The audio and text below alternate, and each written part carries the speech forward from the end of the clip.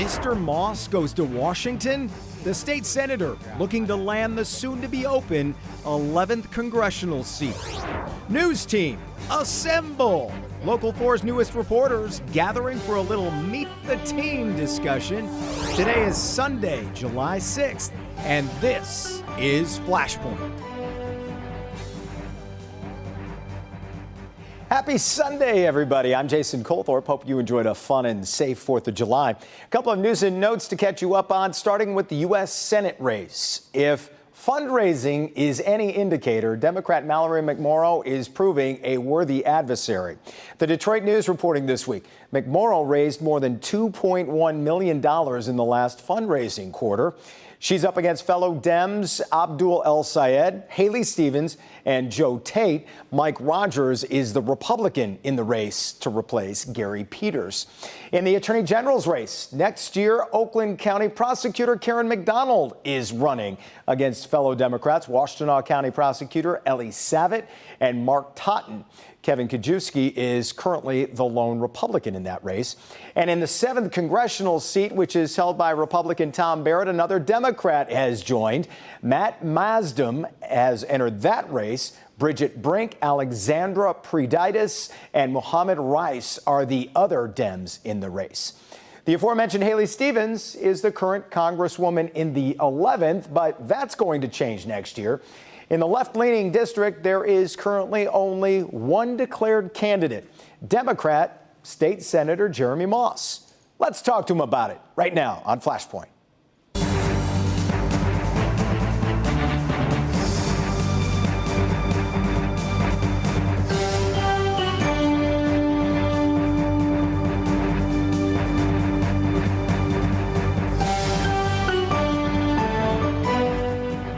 And as promised, State Senator Jeremy Moss, thanks for being here. Appreciate it.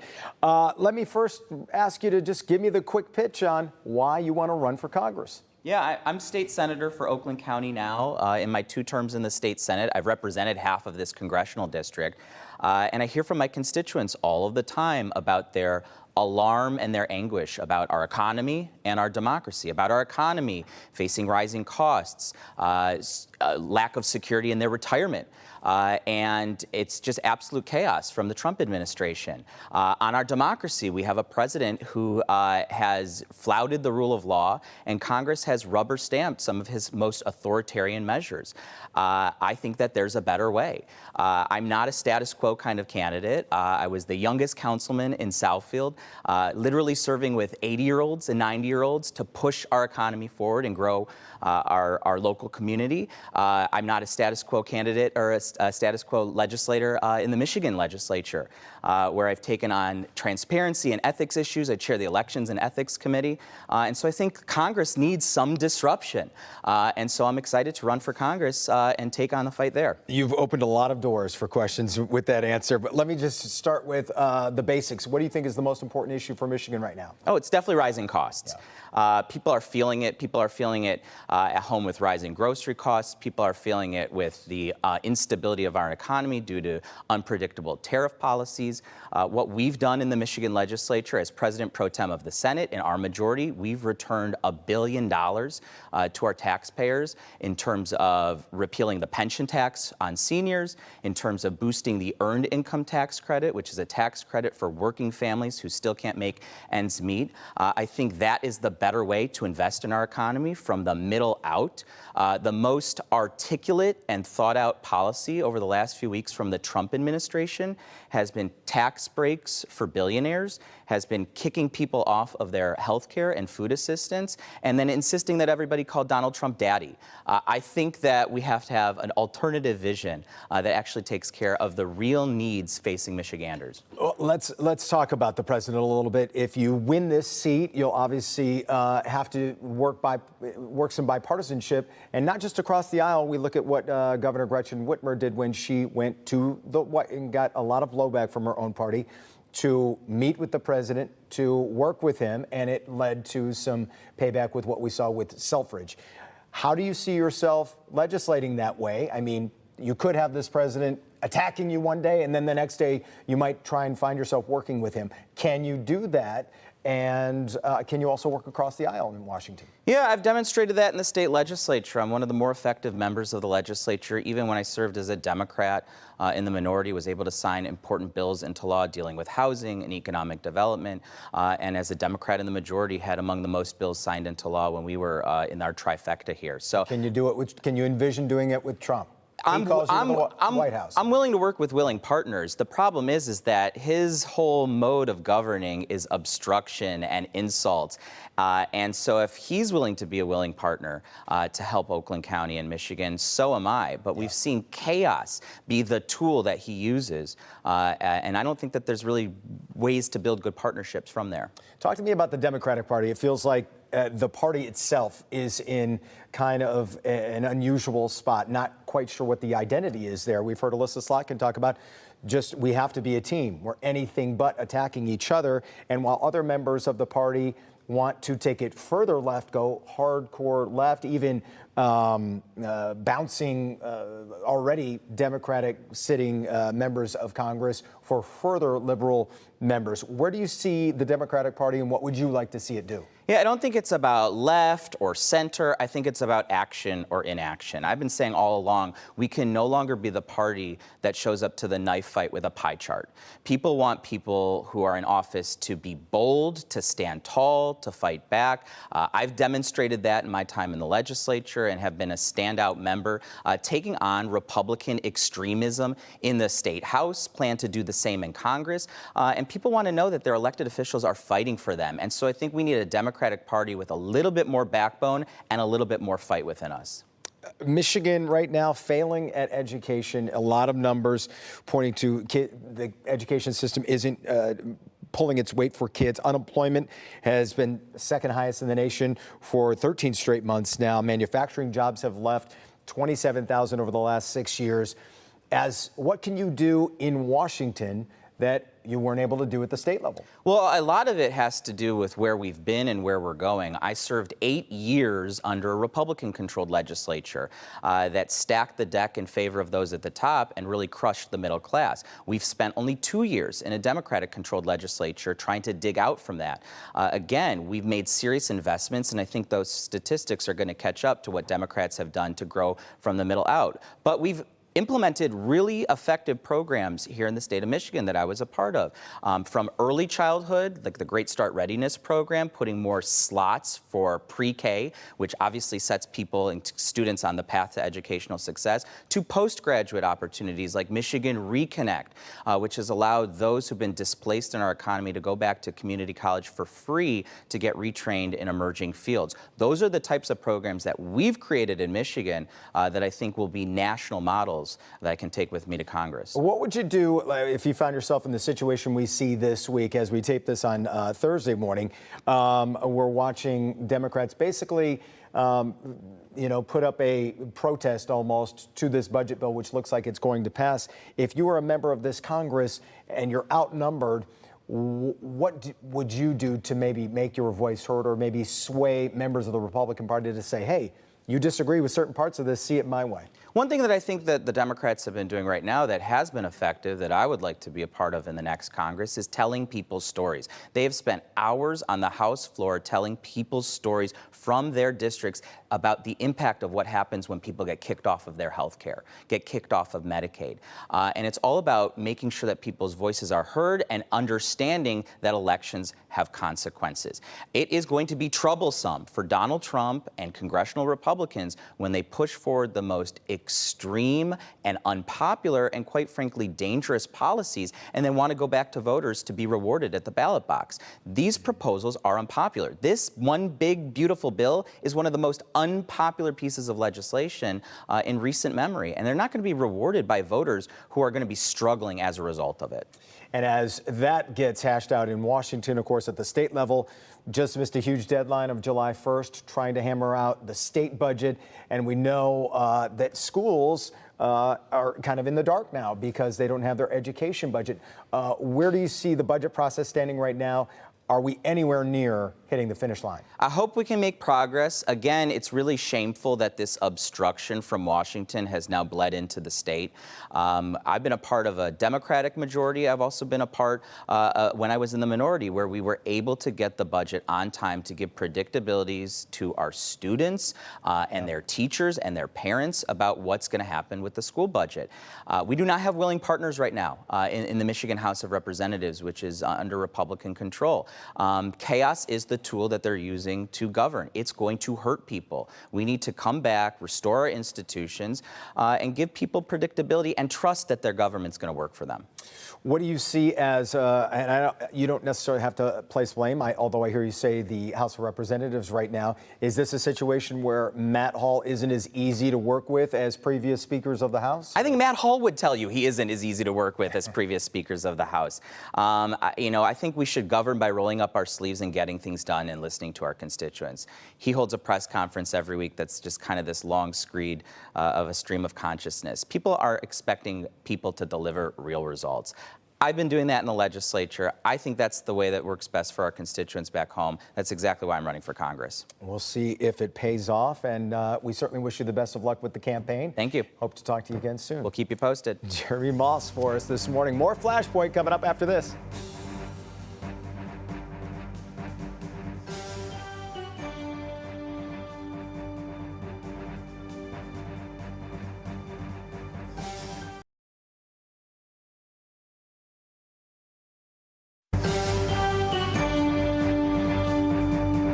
Back here on Flashpoint with a little segment I like to call Get to Know Me.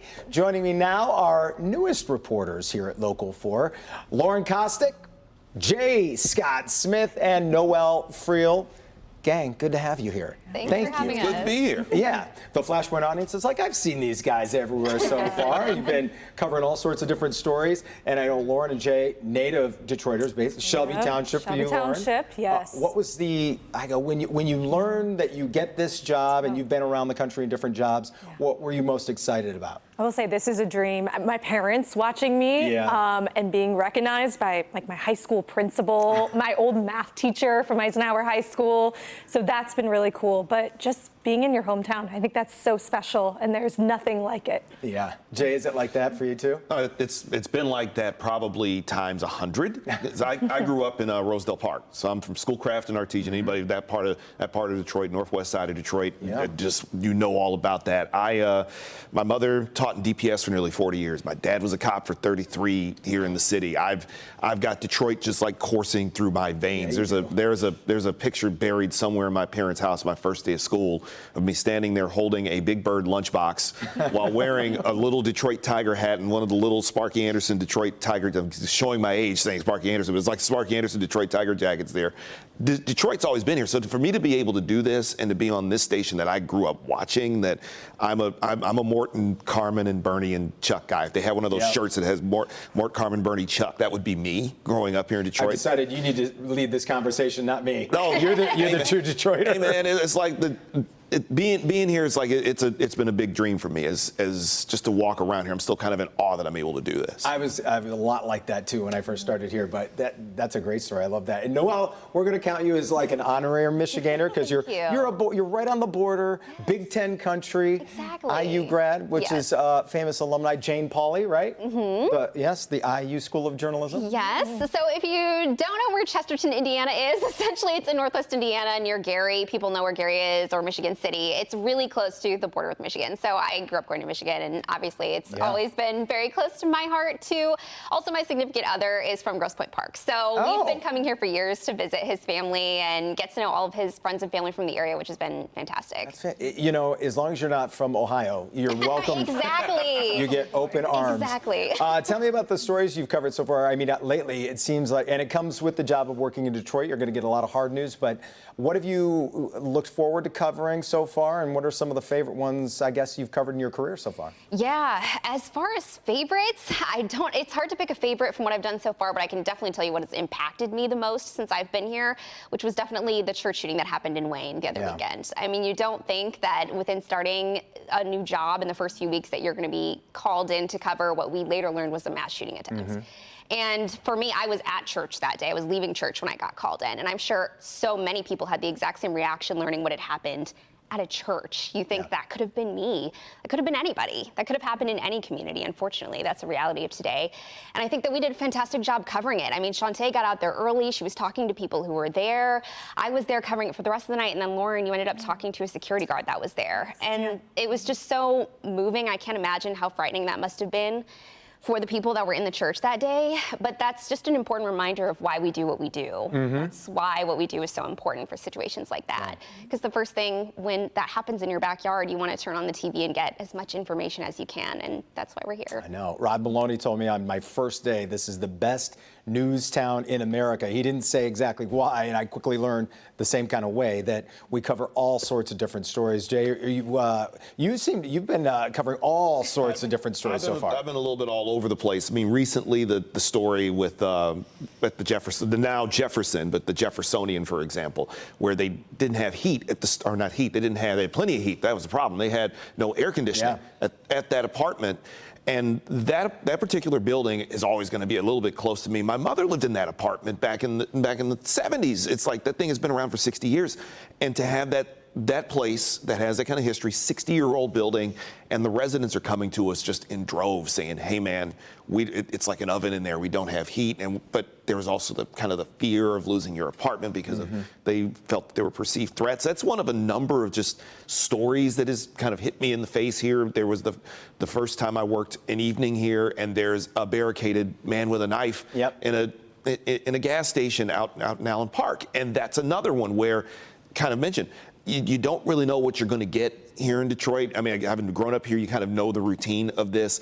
I was previously in Philadelphia, which is maybe the only other city I can think of that's similar to Detroit in terms of you don't know what you're walking into from one day to the next. You just have to be prepared. That's what a lot of this is that you're out in the streets dealing with these heavy stories where one day it's a building doesn't have air conditioning, the next minute barricaded gunmen, the next minute after that I might be doing something on the Pistons. It's just like it all depends on what the flow of the day is, and it's something I've gotten used to around here because I really dig it. Yeah, and like Noel said, some of the stories where we make a difference are also important, but what are your favorite stories to cover, or what are you looking forward to covering so far, Lauren? I will say it's a mixed bag, just like you guys. You never know what you're walking into and what you're going to do that day. I've done a lot with Hamtramck, the city hall there, the multiple investigations. Yep. I thought it was your beat for a while. Yes, I'm pretty sure they named me the Hamtramck reporter for the month. But I'm really interested to see how that shakes out. We've been digging into all the different investigations happening, and then also there's an election that's going to be happening there this year too. So there's a lot to dig into that. Another story I did this was a fun one where sometimes we get to do these, but it was this daughter of Atchison Ford in Belleville. She got I love this story. Yes, she found a license plate for Father's Day for her dad, and it was with the classic frame from Atchison Ford, and she flipped it around when she got it. Turns out it was from her great-grandfather. So she gave it to her dad, and it was so special. So we got to go there, see the plate, talk to them, and those are those special stories. So anything, I think I'm a sucker for investigative pieces, but also those good stories where you get to tell, those very impactful moments. So they all touch us in some way, good and bad. But it's a privilege to tell them. Okay, before we go, I want a fun fact about yourselves, hidden talent, something along that. Lauren, you're up first. Okay, so I was trying to think of a hidden talent. I don't have many. I need to find one, I realized. But a fun fact, my grandfather, he was the oldest living NFL player before he passed, and Channel 4, Guy Gordon, actually interviewed him back when I was in high school. So he played for the Lions. No way. What was your grandfather's name? Mike Kostick. So if you Google him, you'll see he played for the Lions and a couple other teams back in the 40s. Wow. And I bet there's a link somewhere online where you can still watch it. There is. Just Google him. You'll find it. I'm a company man. A little quick kick to the web out of nowhere. Jay, in your background is diverse. I would assume you have a lot of fun facts because you've worked in radio, you've worked at a lot of different things, hence the radio voice. The radio voice has been 18 years in radio. I started in Lansing, a place that you know very well too. I was in Lansing, and the funny thing is, in a previous life, I had a hip hop show for 3 years. And I've been into hip hop my whole life, been into music really my whole life. My dad growing up during the time period of Motown, it's like there's always music in the house. For me, it was just rap music. But the fun fact about me is that I was in a high school apprentice at the Detroit Free Press, so I technically have been getting some form of paycheck in media since I was a teenager. So I've been doing this a long time. Thankfully, I don't look like I've been doing it that long. You don't. All right, last 30 seconds for you, Noelle. Fun fact, little known fact about yourself or hidden talent. Oh my gosh, a fun fact about me is that I love a beach, love a lake, love to get out on the water. And something that a lot of people don't know about Indiana is that it's home to a national park, the Indiana Dunes National Park. We share Lake Michigan with the state of Michigan, and it's pretty beautiful. The Indiana Dunes, I feel like when I tell people that Indiana has beaches, they can't believe it. No one has any idea. They're like, what are you talking about? You go to the beach. Yeah, they're like, isn't Indiana all cornfields? It's actually beautiful. The beaches are nice, and so if you've never been, I recommend that everybody go check it out. Well, you are definitely going to love this state for sure, including our own dudes. Guys, great to meet you officially, or for the audience anyway, and best of luck here. Thanks. We're right back on Flashpoint after this.